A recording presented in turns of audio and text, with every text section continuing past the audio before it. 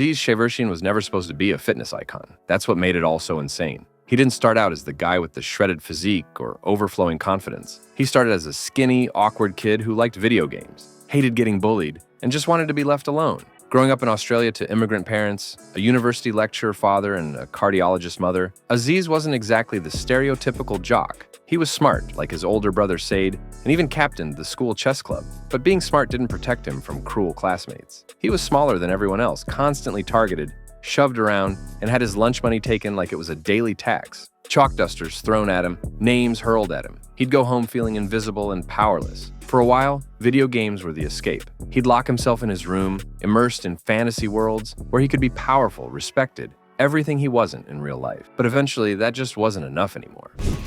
He was in a lot of pain and a lot of hurt because deep down, he's still that skinny kid. He's had the body of his dream and all this fame thrown at him. And how do you think he dealt with it? He saw his brother start hitting the gym, getting stronger, changing. That lit a spark. Zyzz sold his World of Warcraft account for $500. That wasn't just a flex. That was how much a one-year gym membership cost. It was an investment into becoming someone new, someone no one could mess with. He walked into that gym as a skinny teen with a dream. He had no idea what he was doing at first, but what he lacked in knowledge, he made up for with obsession. Every day became a mission. Lift, eat, sleep, repeat, no excuses. The transformation wasn't instant, but it was relentless. And as his body changed, so did his confidence. He started stepping outside his shell, going to festivals, discovering trance music, uploading funny and edgy posts on online forums. He was loud, he was trolling. He didn't care if people liked him. That attitude? It was addictive to watch. People couldn't tell if he was serious or joking. That became part of the allure. Somewhere along the way, Zyzz became Zyzz. It wasn't just a nickname. It was a full-blown identity, carefully crafted and unapologetically performed. Zyzz was shredded, cocky, energetic. He talked about aesthetics like it was religion and delivered every line with a smirk. But there was depth behind the character. Zyzz stood for transformation, not just physically, but mentally. He wanted to show that anyone, no matter how skinny or insecure, could reinvent themselves. That's what made people connect with him on a deeper level. He made them believe. The crazy part? He didn't wait for validation. Zyzz brought his own energy to the table and let people decide if they could handle it. Some loved it, others hated it, but everyone paid attention, and that attention exploded. His physique turned heads, but it was his confidence that inspired a whole generation. He'd go viral on bodybuilding forums and YouTube, clips of him flexing at festivals, dancing shirtless in the middle of crowds, laughing in the face of haters. I don't even know. I don't like your videos, you're ugly, okay? Zyzz is just an ignorant steroid fuck. It became internet legend. The trolling wasn't just for laughs. It was revenge in a way. The same kind of people who bullied him before, now they were the ones mad online while he built an empire on their rage. The hate only fueled the myth, but behind all the bravado, there was still Zyzz, the introvert, the overthinker, the kid who used to be scared to go outside alone. Even at his peak, when crowds chanted his name and followers skyrocketed, he often felt like an outsider in his own story. He admitted he was still that nerdy guy deep down. The shredded abs didn't erase the anxiety. The festivals didn't fix the fear. He wasn't always okay. But that honesty, it made him real. It made people respect him even more. He didn't pretend to be perfect. Zyzz was open about everything, his mistakes, his use of PEDs, the mental battles. He owned it all because he believed the truth was more powerful than any curated highlight reel. That level of transparency was rare in fitness culture, and people noticed. Even brands noticed. A small clothing company that would later become Gymshark found early inspiration in him. The form-fitting gear Zyzz wore, that tight aesthetic look, it became the foundation for an empire. Without even realizing it, Zyzz was setting trends years ahead of his time. By the time he was 22, Zyzz had built a persona that made him a legend, not just because of his body or his internet fame, but because of how he made people feel. He gave the outcasts, the skinny kids, the socially anxious, a sense of hope that they could become something bigger. But the pressure of maintaining that myth took its toll. Everyone expected Zyzz to always be on, always loud, always confident, always aesthetic. Behind closed doors, that wasn't sustainable. The festivals got crazier, the public appearances more intense, and the line between Zyzz and Zyzz started to blur. He began to question it all. The trolling, the fame, the fake people who only cared about clout. He wanted more meaning, more realness, and he planned to shift his content, take a different path, use his platform for actual impact. Before he could do that, he took a vacation to Thailand to reset, chill time, sunshine, relaxation, and some distance from the constant noise. He texted his brother, said he was going to extend the trip just a little longer, but that extension became permanent. That's a good photo. What's wrong with it? That's what you look like, man. Really? Yeah. For those that knew Zyzz personally, he was a completely different person to what you saw online. You know, he was goofy, he was dorky, he was funny, he was sweet, charming. Like, amongst all the confidence and all the self-love, he was also a very insecure guy. He had many times in his life where he was, he was down in very tough places, and we never saw that. We never saw that side of him. He was too scared to walk by himself. He was too scared to go to shopping centers by himself. That's what you people don't understand. That he needed to bring 2 or 3 of his mates everywhere he went just because of the anxiety and the paranoia that he used to get from going out. What's wrong? No, tell me what's wrong. Talk to me. I'm here for you. You've got to have your protein shake. Nah, come on. What's the real reason, Az? Come on, tell us. On August 5th, 2011, Zyzz died in a sauna from a heart attack. He was just 22.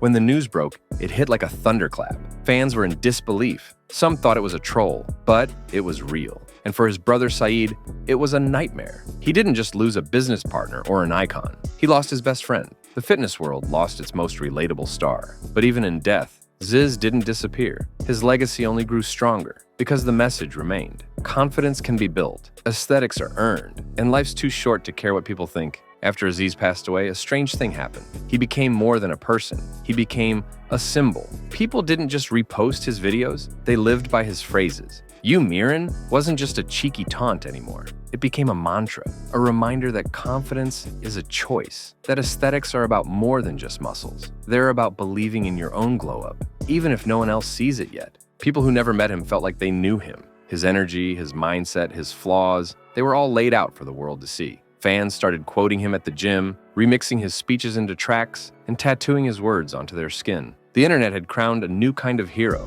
one who wasn't born perfect, but became powerful through relentless belief. His image was printed on shirts, flags, gym walls, and dorm room posters. His story was passed down like a myth, half legend, half lesson. It wasn't about copying his lifestyle. It was about channeling his fire. Even years later, people still stumble across an old clip, and something clicks.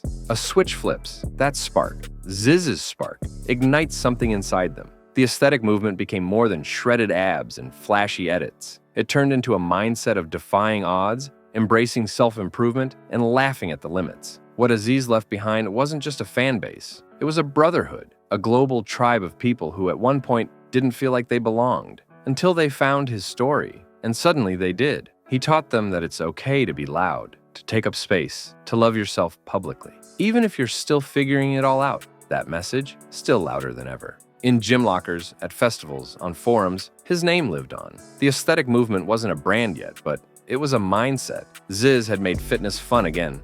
He wasn't trying to be some robotic bodybuilder who scowled at carbs. He danced, he laughed, he partied. He didn't just live the gym life, he made it electric. But the part most people missed? He didn't want others to copy his mistakes. Yes, he was honest about steroids. Yes, he partied hard. But towards the end, he made it clear. He was growing. He wanted to evolve, to move away from the extremes. That message, buried under memes and montages, was serious, and Saeed knew it. His brother had left behind more than followers. He left behind a vision. So Saeed picked himself up. It took time. He was depressed, lost weight, didn't know if he could continue without his brother, but eventually he understood what needed to be done. Zyzz's story had to be told. Not just the hype, but the hurt. Not just the muscles, but the man. Said began speaking up, making appearances, spreading the real lessons Zyzz stood for. And people listened. What made Zyzz different wasn't just his body or boldness. It was his duality. He was the internet's loudest troll and a quiet introvert. He was an icon and an outcast. That contrast made him relatable.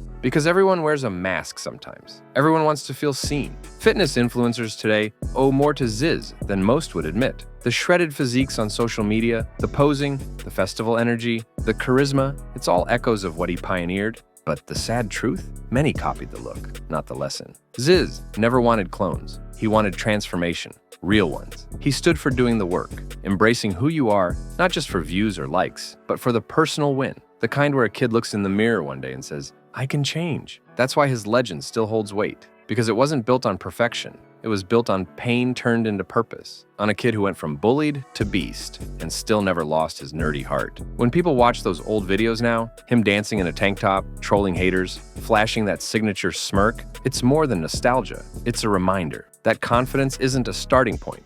It's a journey.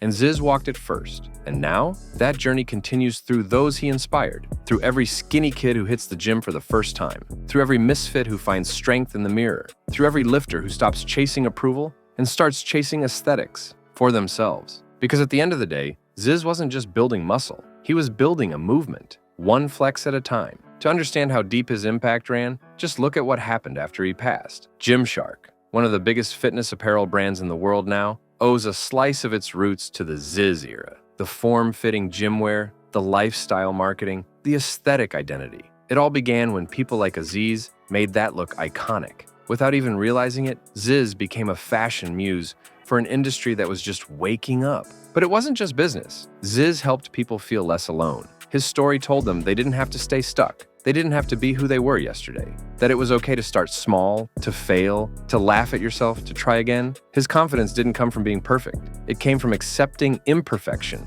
and still pushing forward. He turned life into a performance, but the message was real. Be proud, be aesthetic, be yourself, loudly. And maybe that's why people called him a god. Not because he was flawless, but because he made flaws feel irrelevant. For someone who didn't live past 22, Zyzz did more with his time than most do in a lifetime. He changed lives. He inspired movement. He gave people permission to believe in their own power. Not because he told them to, but because he showed them how. And even now, when someone asks, "You Mirren?" they're not just quoting a meme. They're echoing a legacy. The story of Zyzz isn't about perfection.